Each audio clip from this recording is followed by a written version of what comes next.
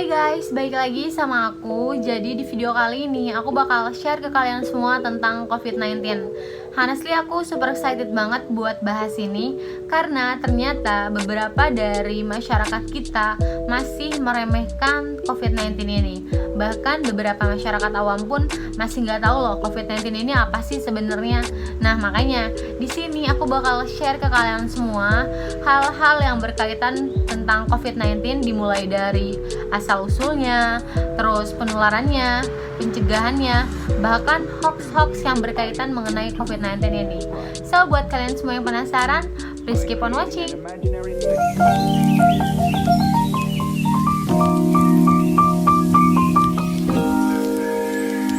COVID-19 atau yang biasa disebut dengan nCoV 2019 yang artinya Novel Coronavirus 2019. Novel ini artinya baru, jadi virus ini baru ditemukan pada tahun 2019.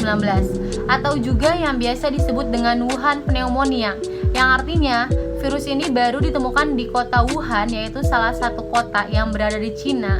Dan pneumonia ini merupakan salah satu infeksi pada saluran pernapasan, atau juga yang biasa disebut dengan SARS-CoV-2. Nah, kenapa sih disebut dengan SARS-CoV-2? Jadi, ternyata coronavirus ini merupakan keluarga besar virus, di mana di dalamnya ini terdiri dari beberapa virus. Nah, beberapa virus yang menyebabkan infeksi pada saluran pernapasan, diantaranya ada SARS-CoV atau Severe Acute Respiratory Syndrome Coronavirus yang ditemukan pada tahun 2002 di Cina. Terus juga ada MERS-CoV, yaitu Middle East Respiratory Syndrome Coronavirus yang ditemukan pada tahun 2012 di Arab. Dan yang terakhir ini yaitu yang terbaru COVID-19 yang ditemukan pada tahun 2019 di kota Wuhan. Nah, ternyata SARS-CoV yang ditemukan pada tahun 2002 ini memiliki kesamaan dengan COVID-19. Makanya COVID-19 disebut juga dengan SARS-CoV-2 atau SARS-CoV-2. Terus apa sih persamaan antara SARS-CoV dengan COVID-19 ini? Jadi reseptor hewan pembawa virusnya ini sama, yaitu kelelawar. Jadi di dalam kelelawar ini dia ada yang namanya virus yang tergolong dari keluarga coronavirus tersebut, dimana ketika kelelawar ini dimakan oleh manusia, dia otomatis dapat menginfeksi saluran pernapasan pada manusia tersebut. Nah, ketika dia dimakan oleh hewan lain misalnya, dia dapat menyebabkan penyakit pada hewan tersebut. Bahkan ketika hewan lain yang memakan kelelawar pun, terus hewan lain itu dimakan oleh manusia, dia dapat menginfeksi saluran pernapasan juga pada manusia tersebut. Makanya keluarga coronavirus ini merupakan salah satu keluarga virus yang dapat menginfeksi manusia dan juga hewan. Ketika dia menginfeksi manusia, dia dapat menyebabkan penyakit pada manusia tersebut. Dan ketika dia menginfeksi hewan, dia dapat menyebabkan penyakit pada hewan tersebut. Terus ada nggak sih perbedaan antara SARS-CoV dengan COVID-19 ini? Jadi ternyata perbedaan antara SARS-CoV dengan COVID-19 ini, SARS-CoV ini lebih mematikan dibandingkan COVID-19, tetapi dia less infection. Berbanding terbalik dengan COVID-19, dia tidak lebih mematikan, tetapi dia more infection atau mudah sekali menginfeksinya. Makanya ketika virus tersebut ditemukan, coronavirus tersebut ditemukan di kota Wuhan pada akhir tahun 2019, kasusnya pun semakin hari semakin meningkat. Bahkan sekarang sudah termasuk salah satu pandemik global yang udah menyerang ke berbagai negara. Nah, kalau misalnya kalian lihat data nih, terus kalian compare, tapi ternyata SARS-CoV ini kasus yang meninggalnya dia lebih sedikit dibandingkan kasus COVID-19 yang sekarang masih pandemik ini. Katanya COVID-19 ini tidak lebih mematikan, tetapi kenapa kasusnya ini lebih banyak yang meninggal dibandingkan SARS-CoV ini? Kalian bayangin aja ya, karena COVID-19 ini gampang sekali menginfeksinya, mudah sekali menginfeksinya, otomatis orang-orang lebih banyak dong yang terinfeksi. Nah, otomatis juga orang-orang juga lebih banyak yang meninggalnya. Karena SARS-CoV ini tidak lebih mudah menginfeksi, dia lebih sedikit menginfeksi orang-orang. Otomatis yang meninggalnya pun dia lebih sedikit atau kasusnya pun lebih sedikit kalau misalnya kita compare antara SARS-CoV dengan COVID-19 ini. Nah, terus gimana sih penyebaran atau penularan COVID-19 ini? Apa benar COVID-19 ini bisa menyebar atau menular melalui udara? Makanya kasusnya pun sampai saat ini udah ada di berbagai negara. Nah, sebelum kalian tahu benar atau enggaknya, kalian harus tahu dulu nih, apa itu airborne disease. Jadi, airborne disease ini merupakan penyakit yang dapat menular atau menyebar melalui udara. Contohnya TB. Nah, kalian tahu kan TBC. Nah, TBC ini nama kumannya TB atau Mycobacterium tuberculosis, di mana kuman TB ini dia partikelnya sangat kecil sekali, yaitu kurang dari 5 mikrometer. Otomatis karena kumannya ini sangat kecil sekali, yaitu kurang dari 5 mikrometer, nah kumannya ini dia gampang sekali buat berterbangan atau menyebar melalui udara. Nah, berbanding terbalik dengan COVID-19 ini. COVID-19 ini dia partikelnya ini sangat besar sekali, yaitu lebih dari 5 mikrometer. Nah, kebayang dong, karena kumannya ini besar, dia nggak bisa yang namanya menyebar atau berterbangan melalui udara. Nah, jadi kejawab dong, penularan ini bisa melalui udara atau tidak. Nah, WHO pun udah ngasih tahu ke kita bahwa COVID-19 ini bukan salah satu penyakit airborne disease atau penyakit yang dapat menular melalui udara. Nah, terus penularannya itu lewat apa sih sebenarnya? Jadi, penularan COVID-19 ini yaitu melalui droplet atau air ludah atau air liur. Ketika pasien COVID ini dia batuk atau dia bersin, terus ngomong, terus air ludahnya dia muncrat ke kita, otomatis virusnya pun dapat menyebar melalui itu. Nah, terus gimana dong caranya kalau misalnya kita ngobrol misalnya?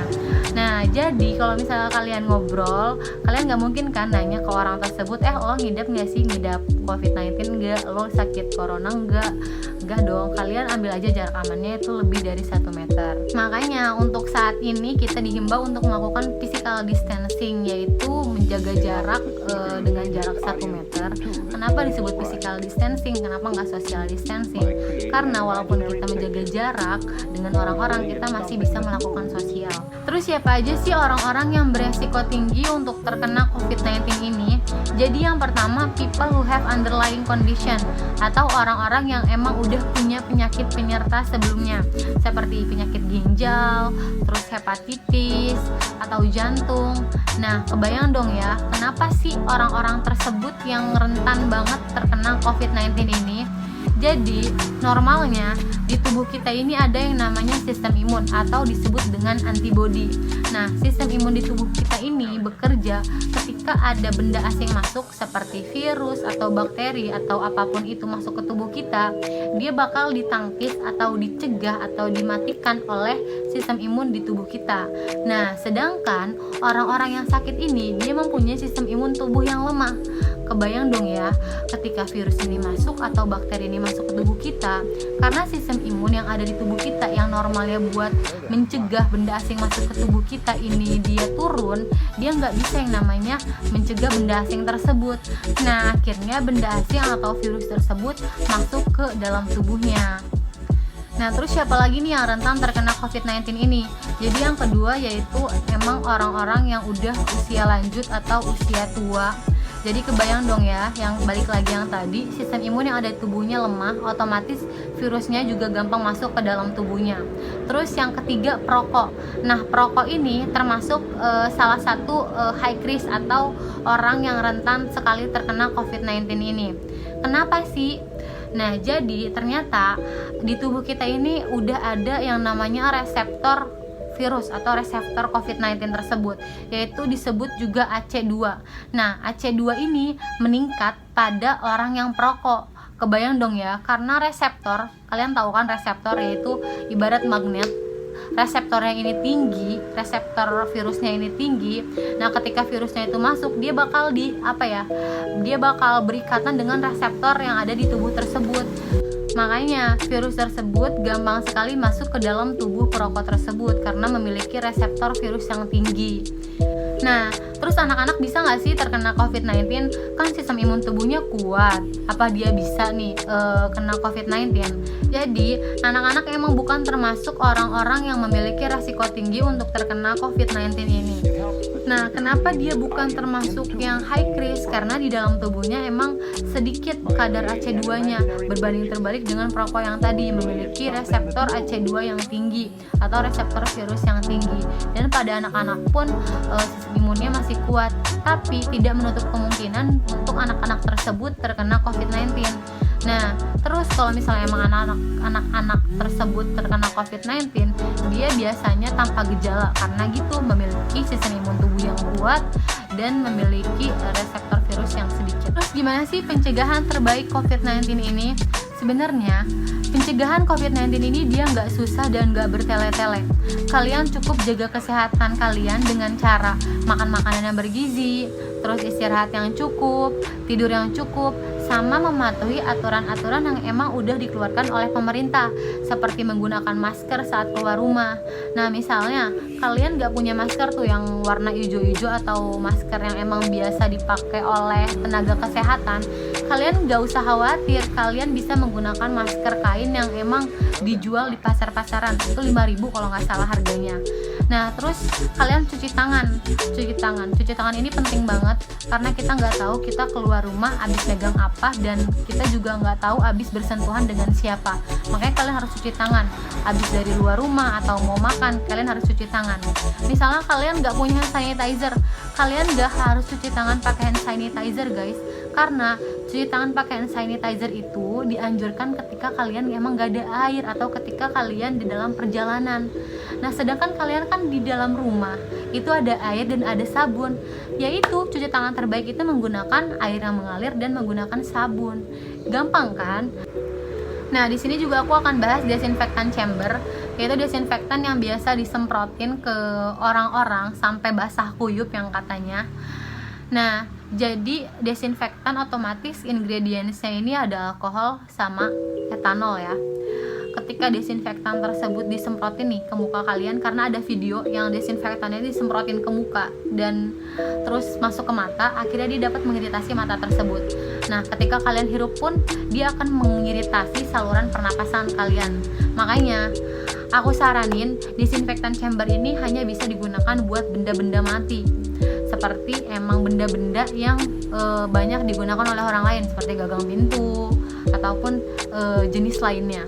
Nah, terus juga ada yang bilang kalau misalnya bawang putih ini bisa menangkal COVID-19 ini. Apa benar? Jadi emang kandungan bawang putih ini ada yang namanya alisin, yaitu sebagai antimikroba, tetapi belum ada penelitian atau data yang membenarkan bahwa bawang putih ini dapat menangkal COVID-19. So, buat kalian semua jangan macam-macam, karena kita nggak akan tahu ya efek sampingnya bakal gimana. Jadi kalian cukup ngikutin aturan yang emang udah diberikan oleh pemerintah sama WHO. Kalian nggak perlu pakai yang macam-macam, karena kita nggak akan tahu efek sampingnya bakal gimana. Oke guys, mungkin itu aja video dari aku, semoga bermanfaat. Next video aku akan bahas suplemen vitamin C sama vitamin D. So, buat kalian semua yang belum subscribe YouTube aku, please subscribe biar kalian nggak ketinggalan video-video aku. Nah, jangan lupa like this video, comment this video, kalian mau aku buat video apa lagi, dan share this link to your friends biar teman-teman kalian tahu COVID-19 itu apa dan pencegahannya itu bagaimana, dan biar teman-teman kalian gak meremehkan lagi COVID-19 ini. Karena semakin kita meremehkan COVID-19 ini, otomatis pandemi COVID-19 ini bakal semakin lama. Kebayang dong ya, kita bakal semakin lama juga self quarantine dan kita bakal semakin bosan. Nah, itu aja mungkin video dari aku. See you on my next video. Bye.